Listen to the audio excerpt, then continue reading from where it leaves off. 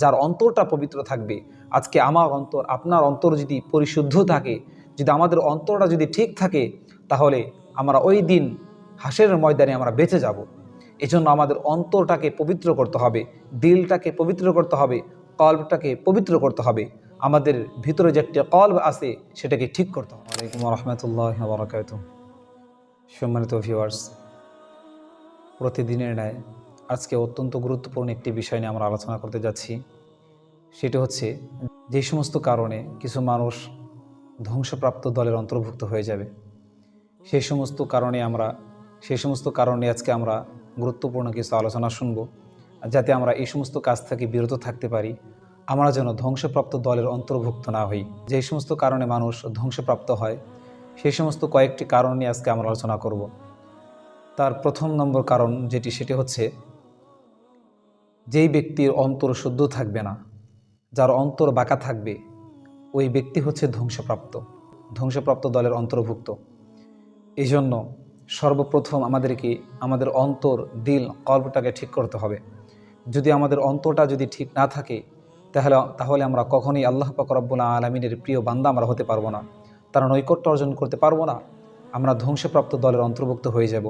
এই ব্যাপারে আল্লাহ পাক রব্বুল আলামিন কোরআনুল কারীমের মধ্যে কত সুন্দর ভাষায় বলে দিয়েছেন, ওয়ামা উবাররিউ নাফসি ইন্নান নাফসা লাআম্মারাতুম বিসসুই ইল্লা মা রাহিমা রাব্বি ইন্না রাব্বি গফুরুর রহিম।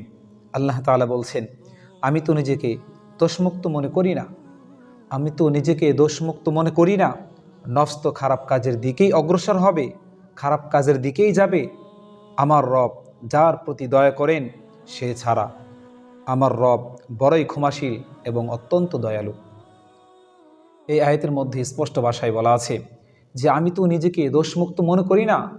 জনাবে মুহাম্মদ রাসূলুল্লাহ সাল্লাল্লাহু আলাইহি ওয়াসাল্লামকে দিয়ে আল্লাহ তাআলা বলেছেন যে আমি তো দোষমুক্ত মনে করি না, আমি তো নিজেকে দোষমুক্ত মনে করি না। নিজের নফস তো খারাপের দিকে ধাবিত হবে, খারাপের দিকে চলে যাবে। নফস ভালো কাজ করতে চাইবে না, খারাপ কাজ করতে চাইবে। কিন্তু যেই ব্যক্তির প্রতি আল্লাহ পাক রব্বুল আলামিনের দয়া আছে, যেই ব্যক্তির প্রতি আল্লাহ পাক রব্বুল আলামিনের মায়া আছে, ওই ব্যক্তি ব্যতীত ওই ব্যক্তি কখনোই খারাপ কাজ করতে পারবে না। এই জন্য আমাদের অন্তরটাকে শুদ্ধ করতে হবে, অন্তরটাকে পরিশুদ্ধ করতে হবে। কারণ অন্তর পরিশুদ্ধ করলেই আমরা আল্লাহ তাআলার প্রিয় বান্দা হতে পারবো। আল্লাহ তাআলার দয়া আমি আপনি পাবো।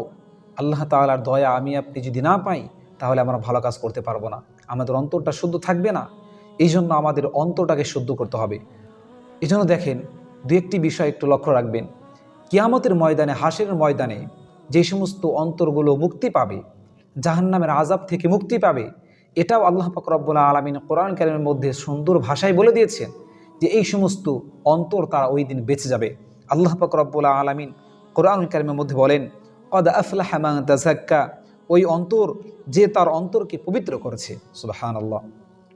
যেই ব্যক্তি তার অন্তরকে পবিত্র করেছে, ওই ব্যক্তি ওই দিন বেঁচে যাবে, যার অন্তরটা পবিত্র থাকবে। আজকে আমার অন্তর, আপনার অন্তর যদি পরিশুদ্ধ থাকে, যদি আমাদের অন্তরটা যদি ঠিক থাকে, তাহলে আমরা ওই দিন হাসরের ময়দানে আমরা বেঁচে যাব। এজন্য আমাদের অন্তরটাকে পবিত্র করতে হবে, দিলটাকে পবিত্র করতে হবে, কলবটাকে পবিত্র করতে হবে। আমাদের ভিতরে যে একটা কলব আছে সেটাকে ঠিক করতে হবে। আল্লাহ তাআলা এর পরের আয়াতে বলেন, ওয়াযাকারা ইসমা রাব্বিহি ফাসাল্লা, ওই দিন হাসরের ময়দানে ওই দিলওয়ালারাও বেঁচে যাবে, ওই সমস্ত মানুষ বেঁচে যাবে যাদের অন্তরের মধ্যে আল্লাহ পাক রব্বুল আলামিনের জিকির আছে এবং যারা সালাত কায়েম করে। সুবহানাল্লাহ।